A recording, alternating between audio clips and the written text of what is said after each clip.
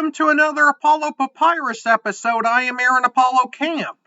For this episode, my interview guest has lived in Iraq by choice, was forced to quarantine in Greece during the COVID-19 lockdowns, and is the author of the memoir As Large as Your Spirit, which is about his interesting experience during the COVID lockdowns. His name is Joel David Bond, and here's my interview with Joel.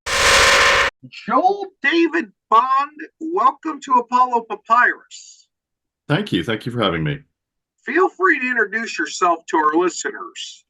Excellent. Well, thanks for having me on the show, Aaron. I'm Joel David Bond, and I am an author and a speaker and a traveler. And I have published a memoir recently about my time during the pandemic being stuck and quarantined on a Greek island. I've spent the last 20 years living overseas. 12 of those were in the UK. I had a section of time living in France, and the last 7 years I've been living in Iraq, in the Kurdistan region in the north. So been all over the place, and I'm now currently back in the US and working on some projects here. So that's the short answer.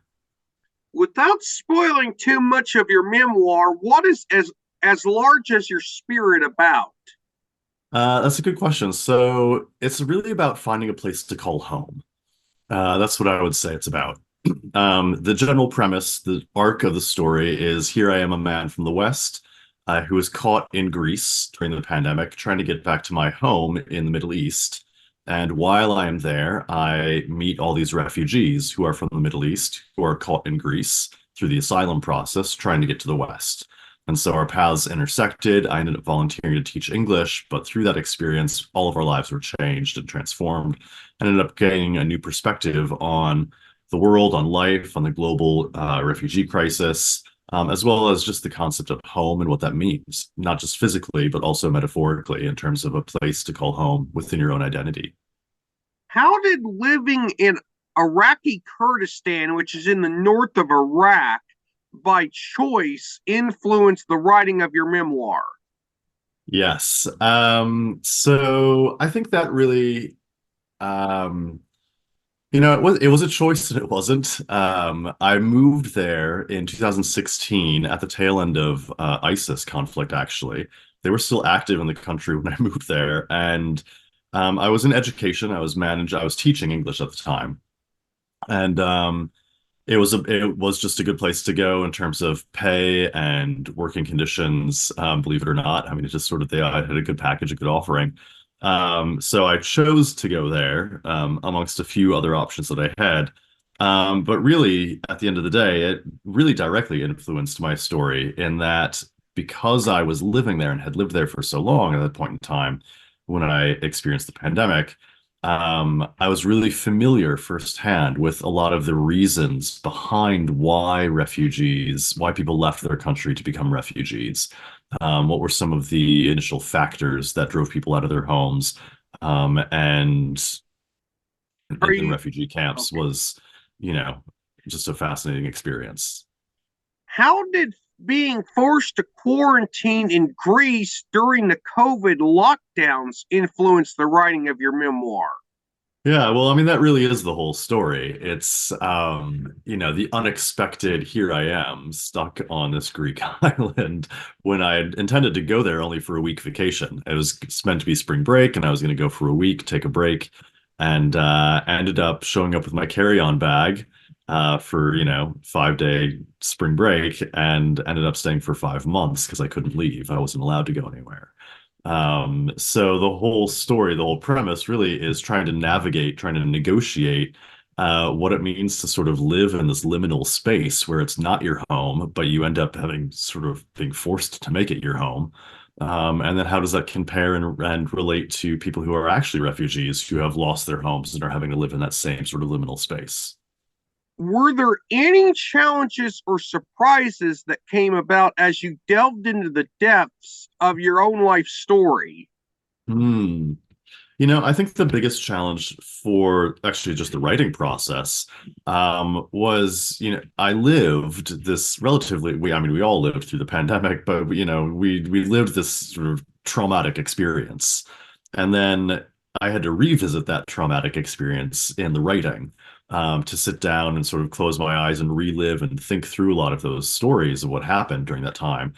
And then, thirdly, it was even more difficult because then I had to send it off to an editorial team who would pick it apart and tell me my story wasn't good enough and I had to change this or make this better or improve that part. And so, you sort of had to live through the trauma three times in order to get this out into the world. And so, I think for me, some of the deepest realizations were, just that I had so much more to say, so much more to share with the world than I ever thought I had before. And that while I've lived this relatively nomadic lifestyle, that ultimately we all do have a longing to find a place of rest, to find a place that we sort of can call home. And whether you are continually moving from place to place, or whether you're in the same location, home is still that space where you're known, where you're connected with people and people know you and love you. And I think those were some of the biggest realizations that came out of that process. How did you come up with the title As Large as Your Spirit? That was recommended to me by one of my editors. It really sort of came out of a line from one of the characters in the book. One of the chapters, about two-thirds of the way through, is titled "As Large as Your Spirit," based on a conversation that I had with the owner of the hotel that I'd been living in for a number of months on the island. And he was very much into Zen meditation and breathing practices, and just sort of he had that sort of mindset. And I grew up in an environment that was very far from what I knew. And I remember having a panic attack at one point during the experience on the island. And he told me that I just needed a space as large as my spirit. And that's really where that came from. The title came from his words. How long did it take you to write your memoir? The whole process, I say it took a year. I think the actual writing was about 4 to 5 months, followed by serious revisions, a couple of edits, then letting it just sort of mellow for a couple of months before deciding what to do with it. So it went through a couple of edits, and then the time I started writing to the time it was published was a year and a half, I guess. Is your memoir self published, traditionally published, or published by a hybrid press? It's self-published, yeah. So I self-published through Amazon and then also published through a printing press locally in Iraq, but not through a traditional publishing house. I just simply paid for it to be self-published there as well in physical form. Is there any differences with dealing with a small press in Iraq than, say, the United States? Yeah, it's much cheaper. Just that, the economy is different over there. And my part of what got me, there's not the distribution networks that there are here. So I chose to do it that way because I could publish through Amazon here and have it available pretty much globally through Amazon, but Amazon's not available in Iraq. And so I chose to then go through a local printing press there just to have it distributed in physical form to various bookstores in my community where I was known. So, by and large, most of my sales have come from Amazon through online purchases here in the US, but I did have a significant number of books that were sold through the small printing press that I had done in Iraq. Do you plan on or are you considering writing more books? If so, what are ideas that you have in mind for books that you will or may write? Yes, I've always had a couple of ideas in my head. The one that I'm currently working on is actually about 7 years of living in Iraq. And to make a long story short, it's quite the long, detailed, drawn out thing. But in October, when the conflict in the Middle East started to inflate a little bit, I was asked by the United States Department to leave Iraq due to my safety. There were concerns about my safety in the country there. So I was actually asked to evacuate and then told that I could no longer return to Iraq for quite some time.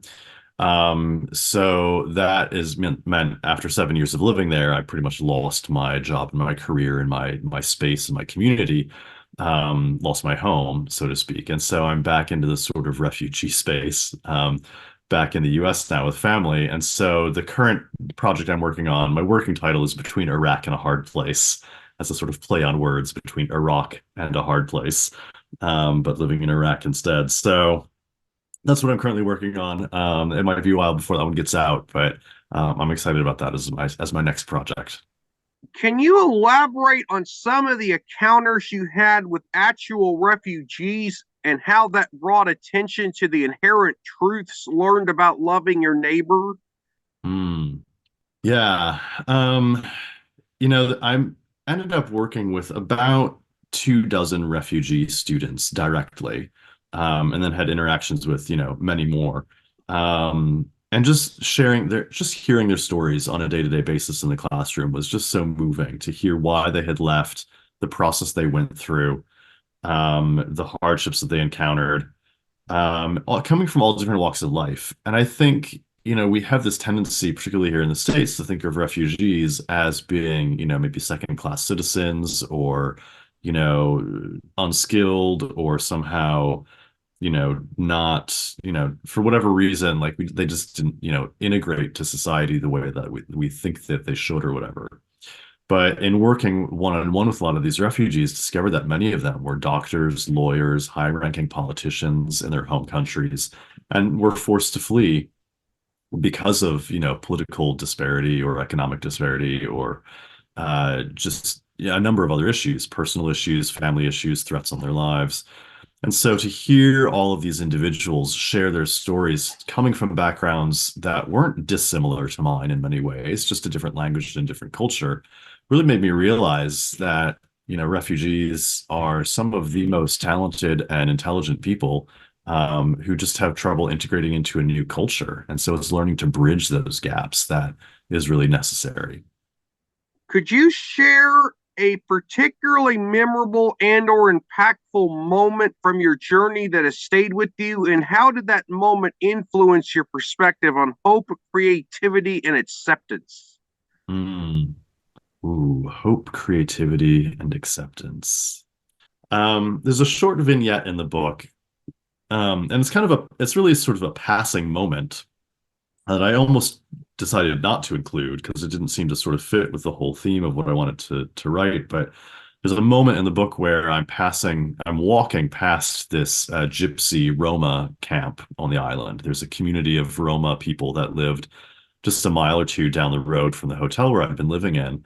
And there were a number of little boys that were riding their bikes one day, and they're up and down the road on the seafront. There it was right on the beach, and I remember initially having sort of a sense of fear because growing up and in America and then also living in Europe for a short time, I'd always kind of had this impression that Roma people were not to be trusted. They're thieves, um, they're second class citizens sorts of people, and that had always been the impression that had been pushed upon me. And so here I am walking past this Roma camp every day, realizing they're just normal people and watching these kids ride their bikes every day. And one day the kids came up to me and circled their bikes around me and started chattering. And of course, I don't speak Roma or Greek.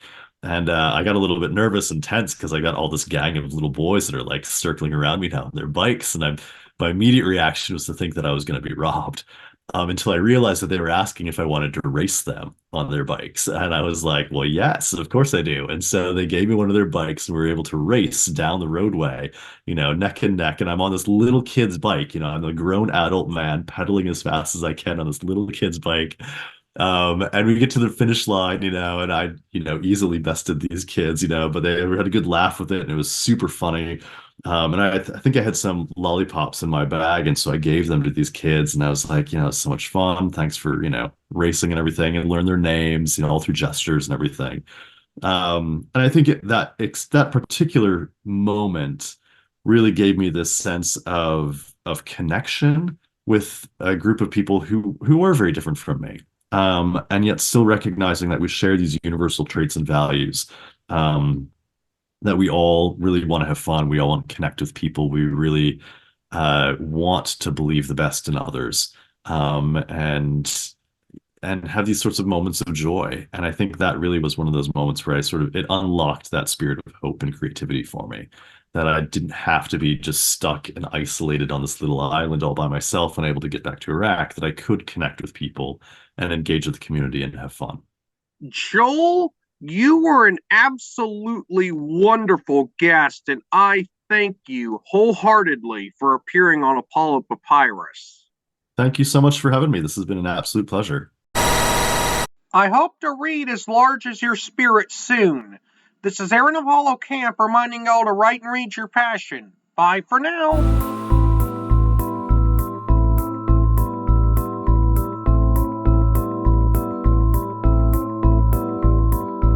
Remember to subscribe to the Apollo Papyrus YouTube channel at www.youtube.com/@ApolloPapyrus and the Apollo Papyrus Substack newsletter at apollopapyrus.substack.com. Y'all can visit the Apollo Papyrus website at campaaronapollo.wixsite.com/Apollo Papyrus and follow Apollo Papyrus on Threads, Instagram, Facebook, and Tumblr at Apollo Papyrus. Copyright 2024, Aaron Apollo Camp, all rights reserved. This podcast episode is intended for the private listening of our audience. Any reuse or retransmission of this episode without the express written consent of the podcast host is prohibited, except under fair use guidelines. Royalty-free music and sound effects obtained from https://www.zapsplat.com.